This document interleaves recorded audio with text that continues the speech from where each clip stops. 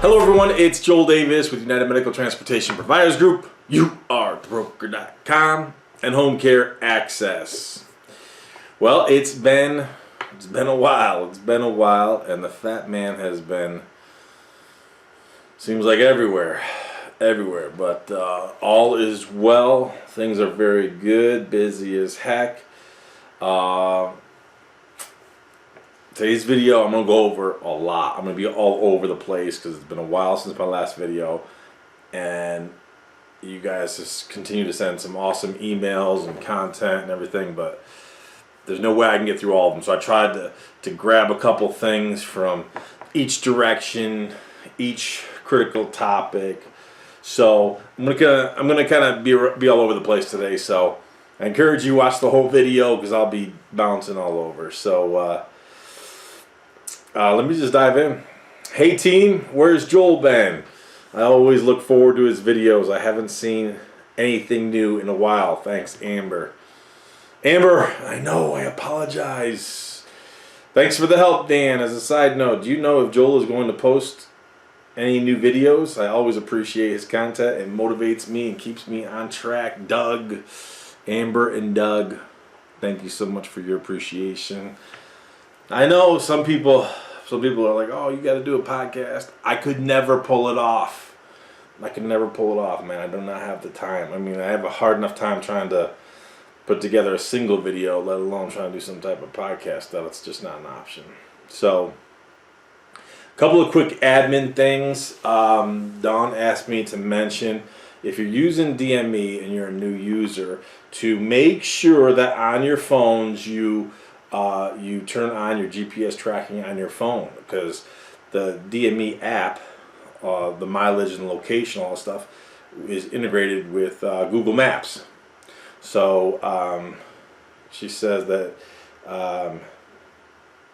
so we had we have hundreds of users. We have hundreds of users with DME, which means we got untold thousands of drivers all over the place. And it sounds like we had someone who was complaining that they couldn't get DME to work, and they were complaining that it's DME. But I'm going to be honest with you, if we have hundreds and hundreds of users and thousands upon thousands of drivers using the app, and you're the only one that the app isn't working for, chances are good there could be some user error. So make sure that on your phone you have the GPS tracking turned on to allow the app to integrate with the system. So, whoever you are, make sure you do that. Next live event, some of you have asked about when I'm going to have another live event. My plans were to have one last year, and when I first announced it last year, I think we had 2 people who said, "Oh, I'd love to come to your event as long as it follows CDC guidelines." How's that? How are CDC guidelines working out for you now? What a hoax that nonsense was, huh? So that's why I ended up canceling one for last year. We didn't end up doing it because the last thing I'm going to do is have some yahoos coming complaining because we're not following CDC guidelines. How is all that stuff working out, man? Anyone know where all the face burkas went? I mean, where did COVID go? It all just disappeared. It just disappeared. Thank you, Mr. Putin. You solved the problem. COVID is gone. Mr. Putin, you deserve the Nobel Peace Prize because you solved COVID. I love it, man. You healed COVID. Amazing, amazing. All the manipulation and propaganda by the fake news mainstream media. Love it. So anyways, my next live event, maybe I'll do one later this year. I've been thinking about it.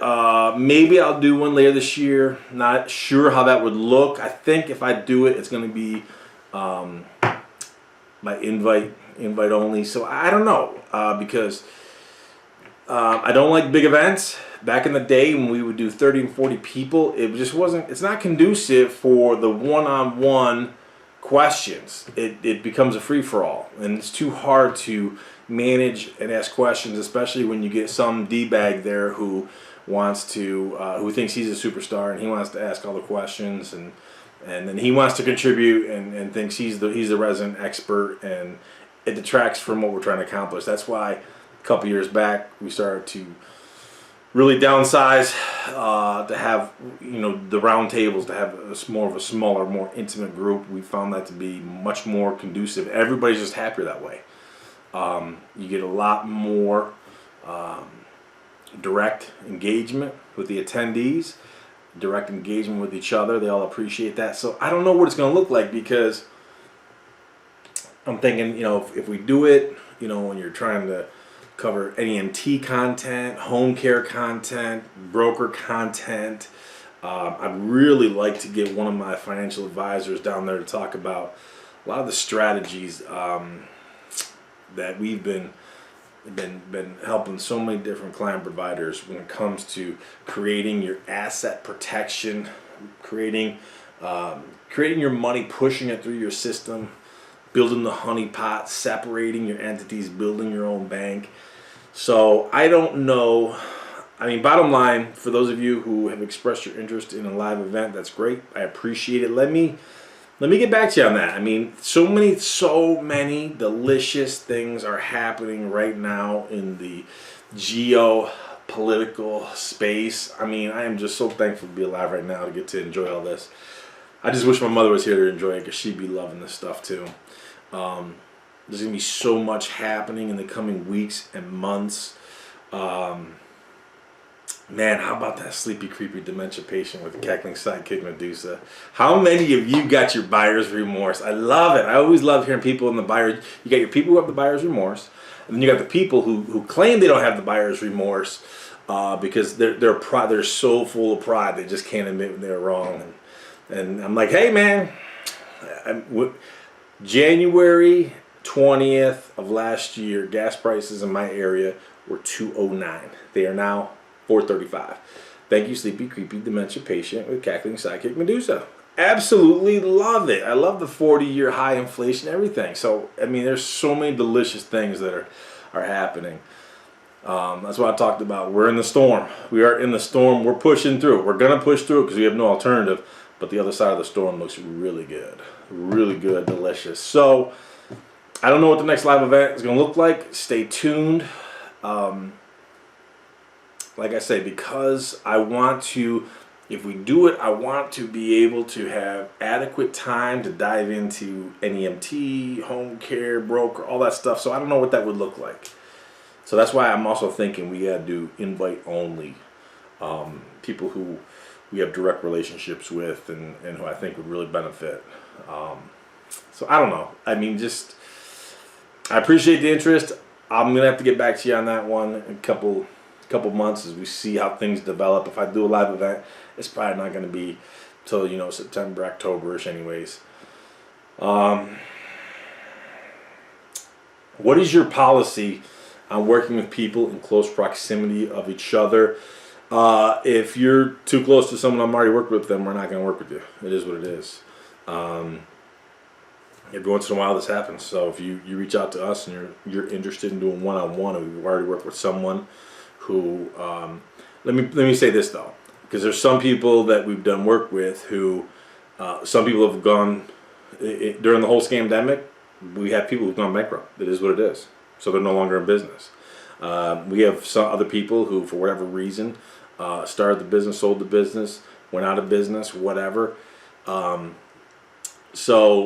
But people who we are actively working with, because a lot of people will keep us on retainer for a variety of reasons. So especially those people who we are actively working with, you know, we're never going to undermine their success whatsoever. So if someone does contact us and solicit us for one-on-one, hey, we love working with people, but at the end of the day, when people have us on retainer, I mean, we got some people who will keep us on retainer because they don't want us to work with anyone in their immediate area, which is okay, whatever. That's cool. But the last thing we're going to do is undermine the people we're personally and directly working with. Can you explain better getting money out of your system? You have to be when you were mentioning getting money out of your system, your exit strategy. You mentioned the end from the beginning. So great point. This is what I was just touching upon a moment ago. We've got a lot of great people we're working with right now. A lot of great people we're working with right now, ironically enough, who we're really putting in the position to, I'm not going to rehash everything in terms, go back and watch some of the videos where we talked about the asset protection, building the honeypot. If you're just starting your NEMT, you're just starting your home care, your broker business, is it a necessity? It's not a necessity, but as you start to build and grow and scale, it is important that you start to shape and cultivate. Number one, you gotta have an exit strategy, because you're gonna leave the business one way or another. You're either gonna die, you're gonna pass it on to an heir, or you're gonna sell it, hopefully for a profit, or you're just gonna close down for whatever reason. But as you build, grow, and scale, and you're experiencing success, you need to start to transform your business. Let's say NEMT. I'm going to pick on the NEMT. You get your NEMT business going. Ultimately, the more vehicles you have on the road, the more exposure you have to potential liability issues. Home care. The more you build, grow, and scale, the more caregivers you get, the more exposure you have to potential liability. Your broker business. The good news is, technically, you're outsourcing the work. And number one. Number two, you're not transporting live cargo. You're transporting inanimate objects. So if there was an issue, there was an accident of some type, yeah, it'd be inconvenient, but you get over it pretty quick. But long story short, as I preach to those of you who we're working with, the goal is to, of course, make as much money as you possibly can, but we got to get it out of your business entity that is exposed, higher risk to potential liability. So over all these years that I've been working with people in the NEMT, I've had 2 people who went through lawsuits for wrongful death. Both of them absolutely laughable. But what happens is, you could say they won, but the insurance companies, they want to hurry up and clear the deck, so they're just going to settle with them for some peon amount and make the issue go away. But regardless, it's still a great deal of stress for our client provider. But let's say for whatever reason, someone wants to sue your NEMT business. You want to put yourself in a position where they can't go after your assets. You want to make as much money as you can in your NEMT business, your home care business. You want to take as much liquidity out of it, push it through your system legally, get it into your, what I call your bank. Get it over to your bank which would own your assets, lease them to the company. Further, and the next evolutionary stage would be the development of your own management company, where instead of you pulling out a salary or drawing funds out of your NEMT business, you pay a management fee to your management company, and that is where you build your honeypot, because that would be your safest entity. So let's take your NEMT, your home care, your broker, courier, whatever it is, take it out of the equation. Let's just say you're driving down the street, you get involved in an accident, and it's your fault. They're going to come after you and sue you. Again, you're driving your own vehicle. So are they going to be able to come after your business? This is where you're protected. Again, this is where you want to make sure that your businesses are separated, legally separated. This is why I'm not a big fan of holding companies. Some people have asked me in the past, very good question, why can't you just form a holding company? The problem is with, in my opinion, and my experience with attorney, it was explained to me that even though they are separate entities, if they are part of a larger consortium like a holding company, technically there is still the pathway for a suing attorney to at least attempt to what they call pierce the corporate veil.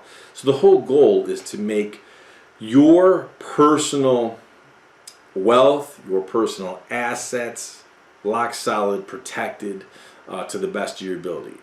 So again, whether it's an accident in your NEMT, your home care, whatever business you have, or it's an accident while you're just on vacation and something should happen, You want to make, to the best of your ability, you want to make sure all of your separate entities are protected to the best of your ability. So a holding company, if everything is in the holding company, well, if they could pierce that corporate veil, technically they at least have a trajectory they can go after to start to tap into and try. It would still be hard, but why give people the opportunity? So it's critical that as you start to make real money now, you start building cash flow, you're bringing on more vehicles, you got to start to separate things. This is where we start to build the bank, let the bank own the assets, lease them to the company. This is all legal. Trust me, we're working with you. We're going to go through this. We're going to go through this. We're going to create the lease agreements, all that type of stuff, because we want to make sure. Make as much money as you possibly can in your business. You're a creator. Make that you're chasing all that money. You're chasing all that money. Now get it out. Now get all that money. Push it through your system. Once all that money is in your honey pot, eventually that money in the honey pot, if you have it properly invested, that's when you just become a creator, because your money is creating more money. Eventually, your money will create more money for you than the actual business itself. That is truly when you're absolutely rich, free, independent. It doesn't matter. And if something ever happens with one of your businesses, come sue me, because you're not going to get the assets and the liquidity we have in these other business entities. It's not going to happen.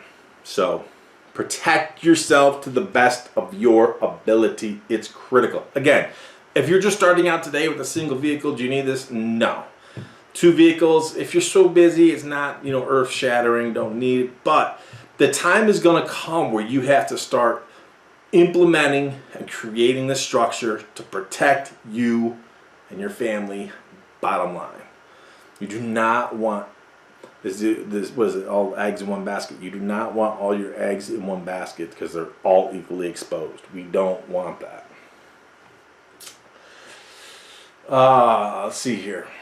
We own and operate an NEMT business, but are seriously thinking about expanding into home care as well. Can you please explain the difference between government contracts in the home care industry versus government contracts in the NEMT industry? We already deal with motive care and don't want the same headaches. Very, very good question. Very good question. Get this every once in a while. Very good question. You got to understand the dynamics of. There's great synergy between NEMT and home care, and I would say probably 30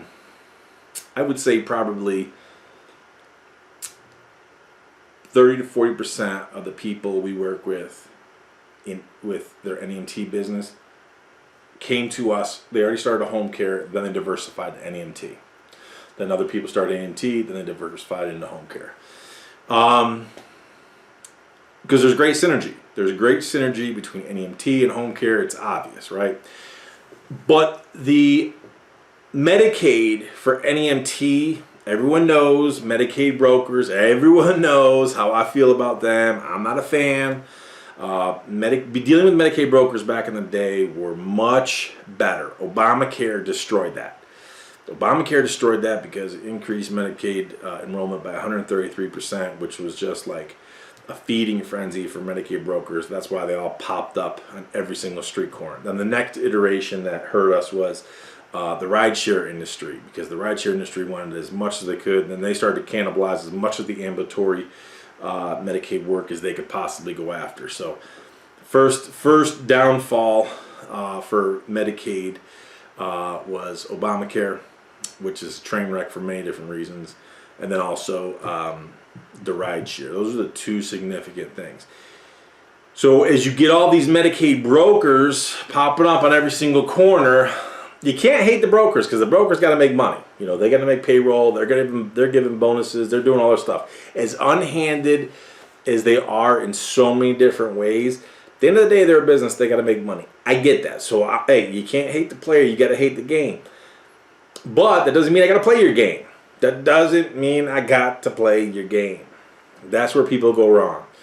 People think, okay, well, I'm starting an NEMT business. I have to sign up with a Medicaid broker. That's insanity. I have no problem with you going after Medicaid work as long as it's profitable. If it ain't profitable, we ain't doing it. The other problem with Medicaid brokers is you're one-dimensional. If you build your business that you're dependent on them and you're one dimensional, they're the gatekeeper. They're the toll booth operator.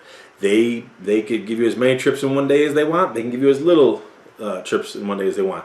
You can go out there and invest in vehicles and assets and infrastructure and employees, and they cut you off because they give them to someone else who are cheaper.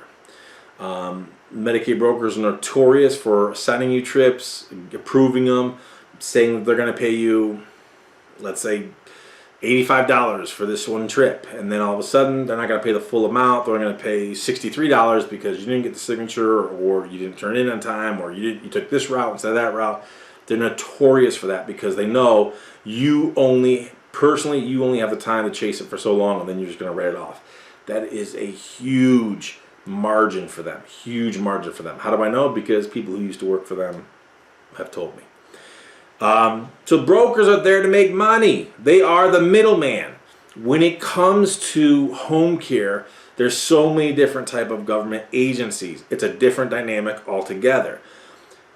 Those government agencies are not Medicaid brokers. Now, Medicaid brokers would love to try to get into the home care. They're working too, and they advertise that they are. But they can't really seem to sink their teeth into it to any high degree because those government agencies, the government agencies do not make money per se. They are not making money on their recipients. The recipients that they are assigning to the agencies for you to render care to them, they're not making money on it. So if they say they're going to pay you $19 an hour, $20 an hour, that's what you're getting. Private pay with the home care, I've mentioned in previous videos, probably ranges from 22 to 25. In some instances, it'll get up to even higher than that, into the 30s. It all depends on where you're located. But regardless, if a government agency, if you have your home care agency aligned and approved to work with different government agencies, and they're paying you 18, 19, $20 an hour, it may not sound like a lot, but those numbers add up quickly because there's no middleman whatsoever. There is a waiting list. If you, again, go to Home Care Access, watch some of our videos where we talk about some of the waiting lists. They're substantial. We're talking about hundreds of people in a specific area that are on a waiting list. If you have a middleman trying to nickel and dime those numbers, there's already such a backlog. It's not even feasible. It's not even in the realm of reality for these agencies to try to make money on it. It's not going to happen. So the most important thing to understand is that although there's synergy with NEMT and home care, and the businesses complement each other very nicely, the dynamics associated with government contracts are completely different. So I know everyone thinks like, oh, I got a government contract. I got Motive Care. I signed with Motive Care. I signed with MTM. That's garbage. That's garbage. They are there to make money. They're gonna try to nickel and dime you to the lowest common denominator because they got to get a piece of that pie. The government agencies that especially when we're working with people with home care access, the government agencies that we try to align you with, they're not making any money. Bottom line. And trust me, if we're working with you and we see a government contract like the margins are too slim, we're not gonna waste our time with it. Absolutely. If it is not profitable, we're not doing it. If it's not profitable, we are not doing it. Thank you so much for the follow-up.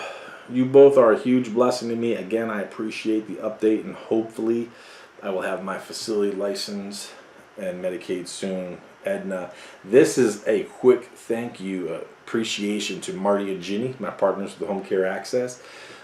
When you are using us for home care access to help you get your home care agency going,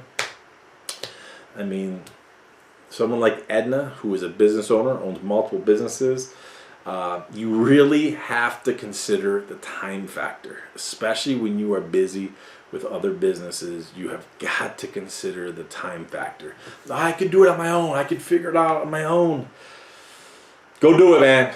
Go do it. Consider the time factor. Time is money, money is time. I'm just going to continue to refer to that. So obviously, when it comes to Aetna and some of our other client providers who we're working with home care access, proof is in the pudding. We deliver. Hi team, thanks for your guidance, advice, and Joel's material. I just signed my first contract with a 50-bed rehab facility. Had my first meeting next week with their staff to discuss logistics and patient appointments process. Got to admit, I'm a little nervous as I've been in business 8 months. It's just me and my wife, and we only have 2 vans, but they were impressed with our work ethic with the private pay clients at their facility, and the fact that we repeatedly came through for them a few times when other transportation didn't show up at the last minute. This is my first contract. What advice would you give for points, issues I need to make sure everyone is on the same page, same sheet of music based on your experience? What should I leave this meeting knowing? Sincere thanks for all. This is a great question, and what I'm going to do is I'm going to go through and I'm going to make another video after this. I'm going to make another video and I'm going to put that on our Teachable platform, our UMTBG Teachable platform.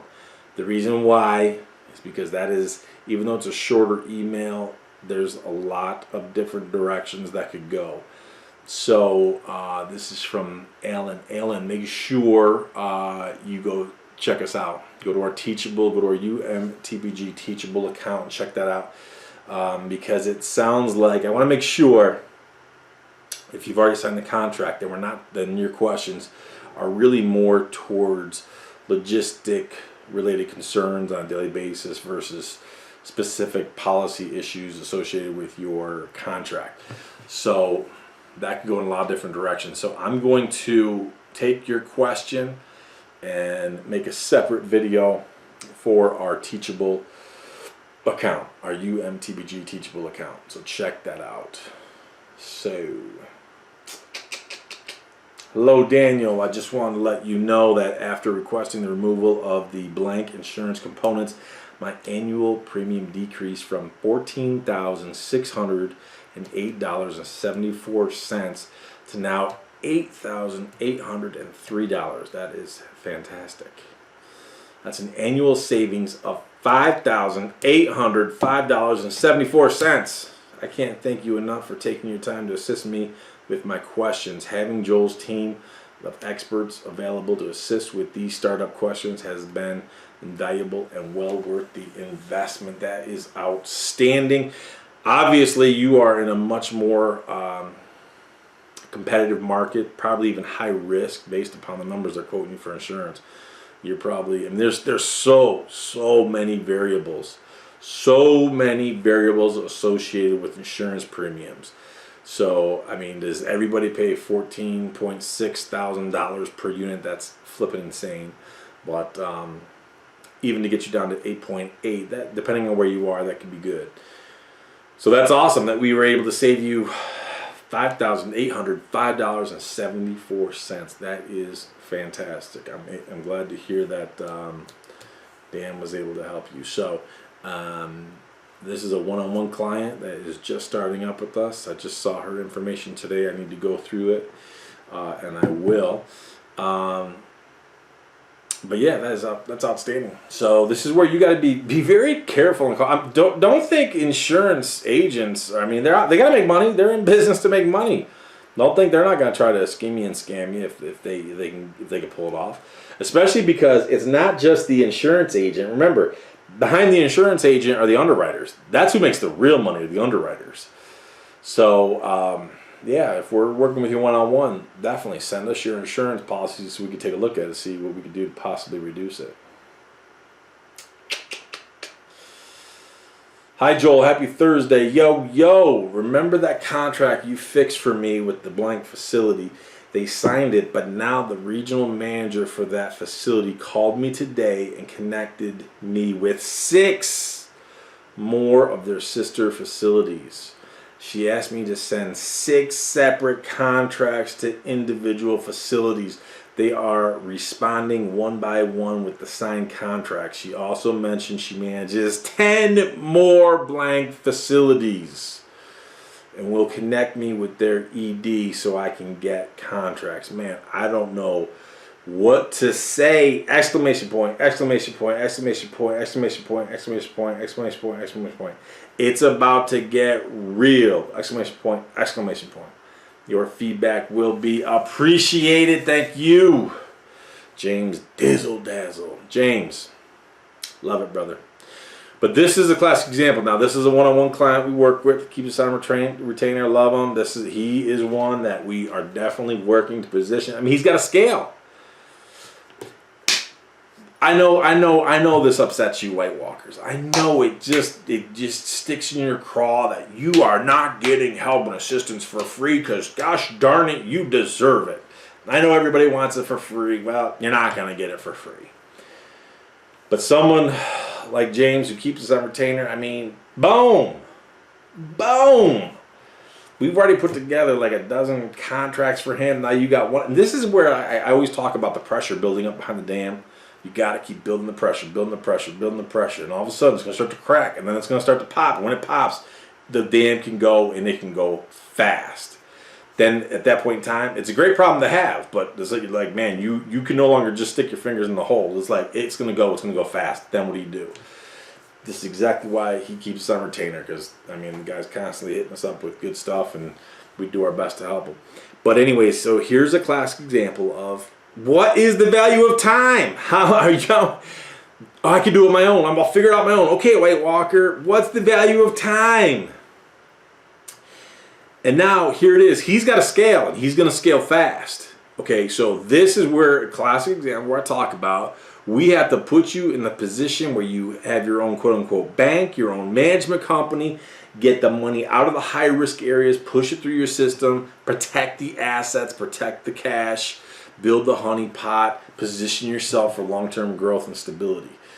I mean, let's say he just keeps adding vehicles, and everything is in that one business. Then he goes out and he buys a house. He does this, he does that, all this kind of stuff. And he's so reliant upon that entity. All eggs in one basket. It could all be wiped away just like that. Awesomeness. Let's see, what else we got here. Dude, this is another client provider. Good dude. About to get married. Life's about to get real. About to get married, get him some babies. I've been working with him for a long time. Dude, if you could give me a call, I'm too excited. My hands are shaking and I can't get my thoughts together right now. I was traveling, so I wasn't able to call him. And then he emails me back. Okay, I calmed down now. So the meeting couldn't have gone better any other way. So he was meeting with his first facility. Now this is a guy who we have been leveraging. We call him Logisticrap. He's actually making money with Logisticrap. We've been exploiting the heck out of them. We have a nice little market.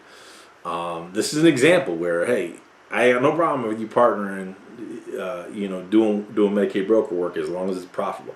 Here's an example where it's paid off and worked well, but we had to be very strategic about how we did it. So we cherry pick what trips we take, things like that. So then he says, okay, I calmed down now. So we're trying to transition him to go after his private pay work now.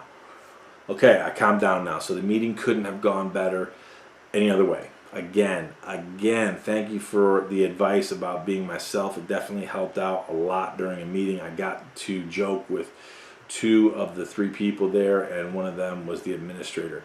When they had questions about rates, again, it was like a playbook that was Super Bowl ready. He explained to me what he didn't like with his prior/current transportation providers.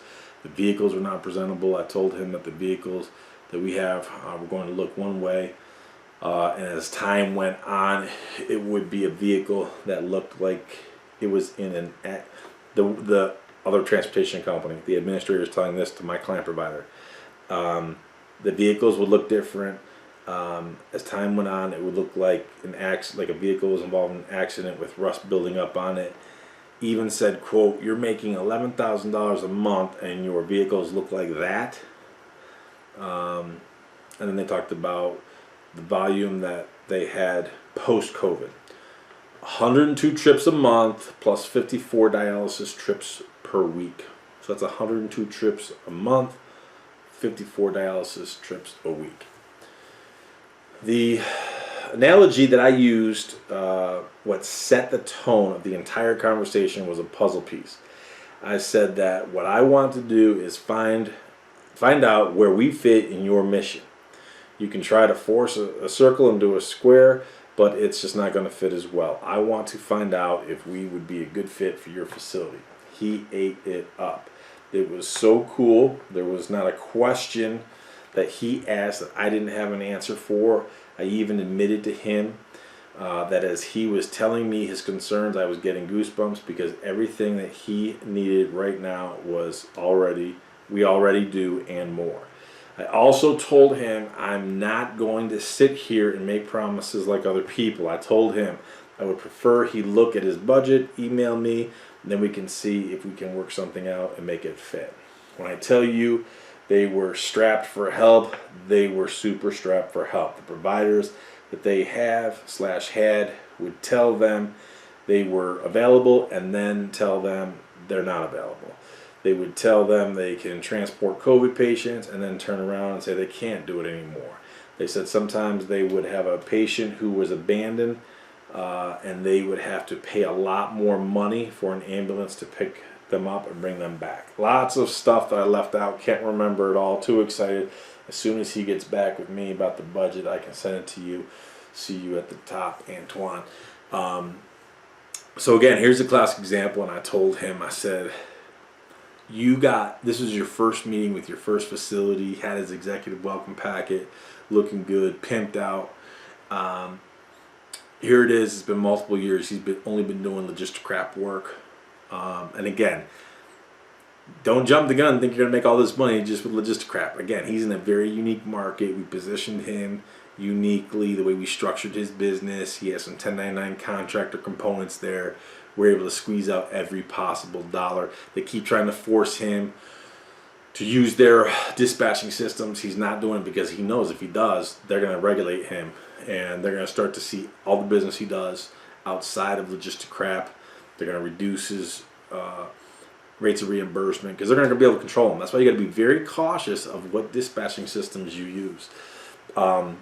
Anyways, he got more out of this one meeting, as I explained to him. I said, think about the satisfaction you got out of your first meeting, because you're not waking up every day just sitting back like a little chicklet waiting for the bird to feed you, eating whatever they give you. You are going out there and you're taking it. And I mean, this kid he's going to be in a really, really good situation. So, and again, he's someone, we just got him set up, building his quote-unquote bank, because he's got to scale. He's got to get more vehicles. So we got to protect his business. So doing great things, man. Proud. So many of you people who I'm working with doing great things. Love it. Proud of you guys. Can you share more invoice examples from your broker business? I watched your previous videos and I am serious about moving forward and would like to learn more and get a better sense of the different types of service you guys are providing. All right, so I took some out from earlier today. So here's what I did. I only took a couple because, go back and watch the other video to get a better idea. Look, for our deliveries, we're doing everything from just moving furniture, appliances, stuff like that. We're doing our express moves, do a lot of service related stuff. I mean, there's a lot to it. So I will put at some point in time, I will put a much more in-depth video together talking about all that stuff. But let's take a quick look. I'm going to show you a couple quick things here. All right, so here's just one invoice. Here's an email. So we get these emails. These come from Authorize.net. We use Authorize.net to process our work orders. So here's a work order for $143.63. And what did we do? 2-piece sectional sofa recliner. Again, like I said in my previous video, there is nothing sexy about that. I know people, oh, I own a medical transportation business. Oh, we work with hospitals. We work with rehab centers. And I know. Go to happy hour and brag about all that. Go to, oh, I own a home care agency. We have 85 caregivers. Hundreds of clients. Go to happy hour and brag about it. I don't care. I care about money in the bank. I care about the money you generate, push it through your system, building the honeypot. That's all I care about. I don't care if you're making widgets. Okay, so there's nothing sexy about this. We transported a 2-piece sectional sofa recliner for $143 63 cents. So if we go over to the course, so we'll log into our Fetch Mazel system. Here's the corresponding work order where you could see more details. So we got our work order, $143 63 cents. All right, so the commission on this. The commission that we're paying to the contractor, he's getting 75%. We get 25%. So the contractor's getting $103.97. So what are we making? Like 20 bucks on that? I mean, look. Okay, so they ordered it today. They're going to get it on the 7th. So this is a delivery for the 7th. They moved 3 pieces. Total mileage was 31.19 miles. So that's why this delivery was a little bit higher than usual because of the mileage charge. So you're looking at, we'll do some short deliveries that could be 2 miles down the road, and they're like 80 bucks, 90 bucks. Our base pickup fee. In some areas we are 60s, other areas we're at 65. It all depends. It changes by location, but let's say we're between 60 and 70 bucks for just a base pickup fee. So we know just coming out of the door, we're at 60 or 70 bucks. Then, mileage kicks in, things like that. Again, here's the thing about stuff like this. Again, delivering sofa pieces, is it sexy? Can we brag about it at happy hour? No. But if you look at this work order, we're given the preferred time of delivery is between 10 and 2. Now, our contractors will call them and say, hey, we're on our way. Or we're going to be there probably close to 11:30. Our contractors, we make it part of our policy. Make sure you give the customer a call, let them know, give them a targeted time, that type of a deal. But it gives us huge flexibility. When it comes to NEMT or home care, there's no such flexibility. You're dealing with human cargo. When they need to be picked up at 10 o'clock, you better be there at 10 o'clock. Whereas here, we got a 4-hour window. That's part of the beautiful thing about this. And again, let's say we're moving a sofa piece and we were to damage it. I'd rather damage a sofa or a table leg or something like that than risk someone's life or something like that. So that's the beautiful thing about it. But again, I'm not going to go into too many invoices. I do want to show you this one right here because this is an express move. And these are express moves. If you look at this one, you got okay, so we're looking at here. So the work hour, the work order total initially was $288.71. So let's say $289-ish. Okay, we were going to pay commission of $236.9, so $236.70. So what's the math on that? We make like 50 bucks or something. But here's the deal. That was for, you'll notice over here, where are we at here? Estimated hours was 2 hours. So when they first scheduled this work order, again, these are express moves. Our express moves are those smaller move jobs that are just all over the place. A traditional mover with a big rig, 28-foot truck, crew of 6, they're never going to touch this stuff. And we are crushing this day in and day out. So initially they said, okay, 2 hours, the mileage is pretty high. So the mileage is almost 52 miles. So you're looking at, for the 2 hours with the mileage, you're looking at, it was 288.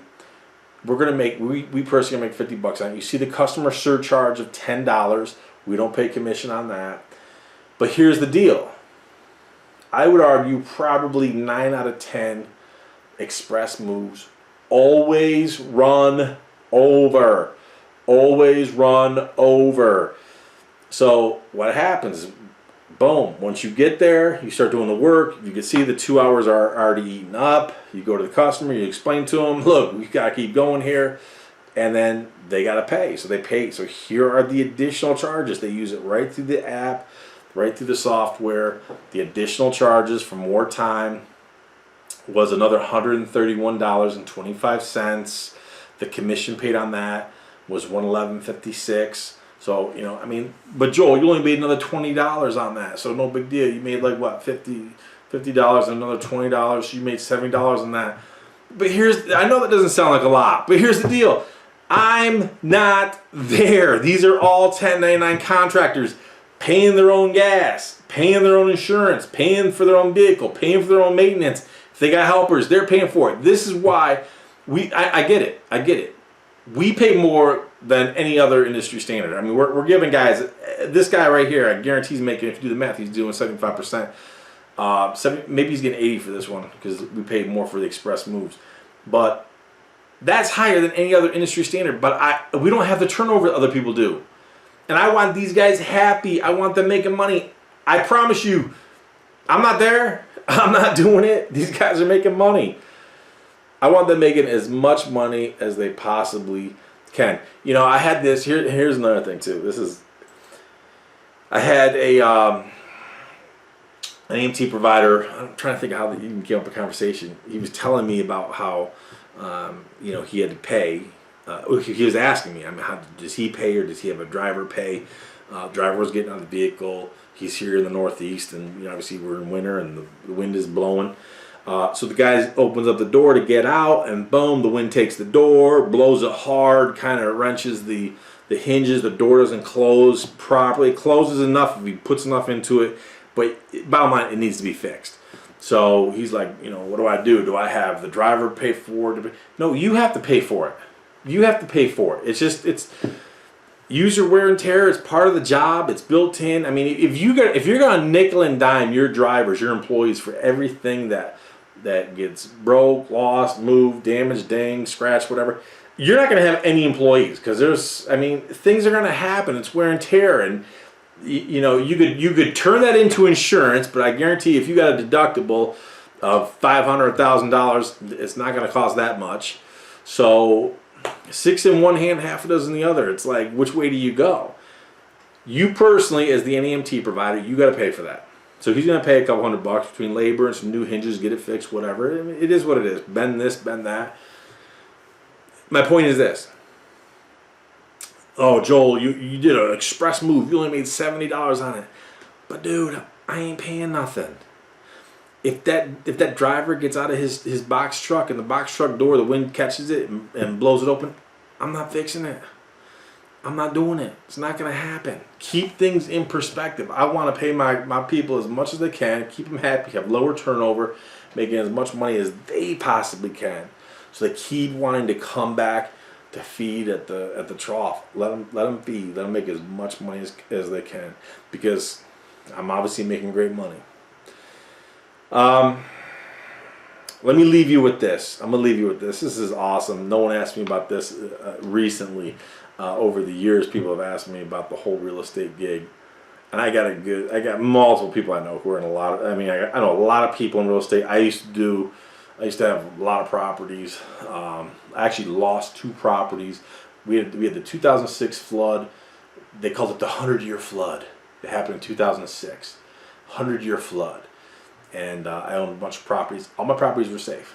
And I had these 2 properties side by side in Binghamton. And after the 2006 flood, the city of Binghamton decided to change whatever they did for irrigation or whatever they were doing.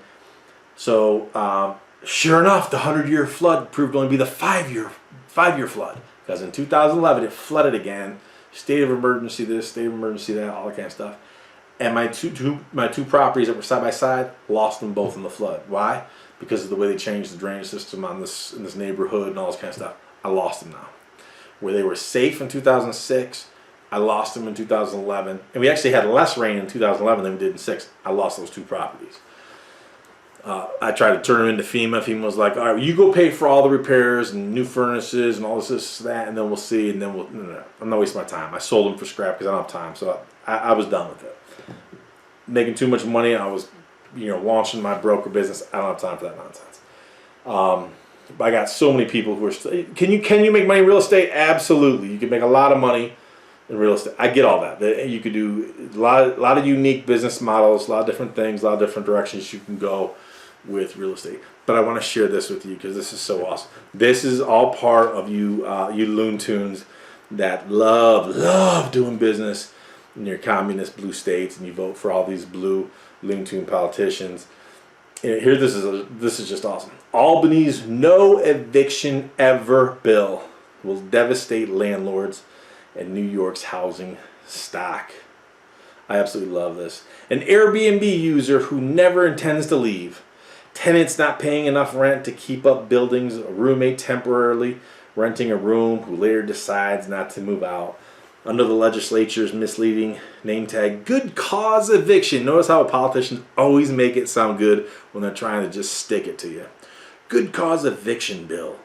These occupants can all remain in their apartments forever, and the property owner has virtually no recourse. No eviction ever would be a better name for an absurdly vague, sweeping proposal that would place strict new limits on rent increases and evictions for nearly 1.6 million New York renters. So I got a friend who is, all he is a investor in real estate. He is scared SHIT-less because of this, if this goes through. He's screwed. He is so screwed.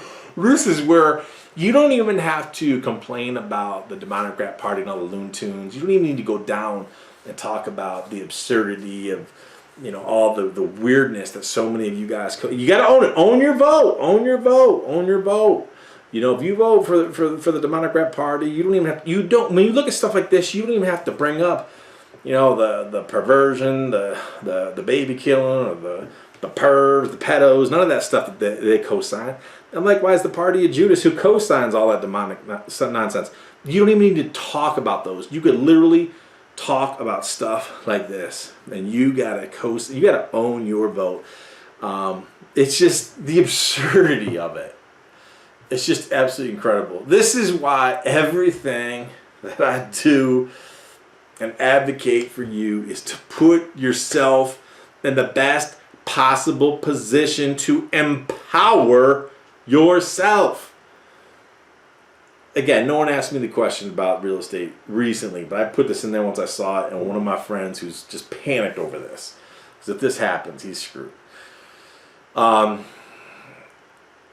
You are putting yourself in a position where you're reliant and you're at the mercy of others. Life is too short for that.